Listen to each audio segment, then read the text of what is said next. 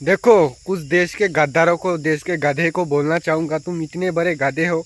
कौन गलत कौन सही वो समझ में नहीं आ रहा है। जो गलत का विरोध कर रहा है तुम उनका कमेंट सेक्शन में उनको जाके हंस रहे हो, उनको गाली दे रहे हो कमेंट सेक्शन में जाके, क्योंकि तुम लोग को पता ही नहीं कौन गलत, क्या गलत हो रहा है, कौन सही हो रहा है। क्योंकि तुम लोग किसी न किसी पार्टी का तलवा चाट रहे हो। पार्टी का तलवा बाद में चाटना, पहले देश के हित के बात किया करो।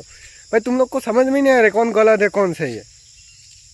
तुम इतने बड़े गधे हो चुके हो, क्योंकि तुम पहले बताता हूँ, पहले इंग्रेज जैसे राज किया था ना, इंग्रेज के साथ, इंग्रेज इसीलिए राज किया था क्योंकि हमारे देश के गद्दार उनके साथ देते थे, इसीलिए राज किए थे।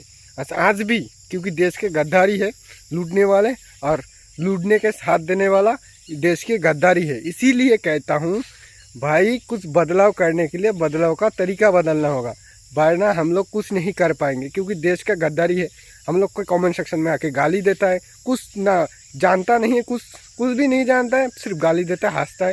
भाई गलत सही समझता ही नहीं है। तो इन लोगों को भरोसा छोड़ दो।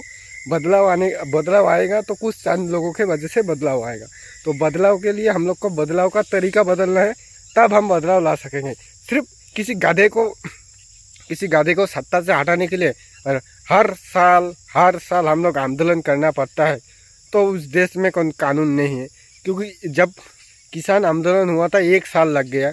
अभी धर्मेंद्र प्रधान जी बार बार पेपर लीक हो रहा है, फिर भी उनको इस्तीफा देने के लिए मतलब हम लोग रोड पे आना पड़ रहा है। भूख हड़ताल के साथ साथ रात जगाना पड़ रहा है। इतना कुछ मशक्क़त करने के बाद एक गधे को अगर हम लोग सत्ता से हटाने के लिए इतना मशक्क़त करना पड़ता है, तो इस देश में कानून व्यवस्था की ठप हो चुकी है, सबको पता है।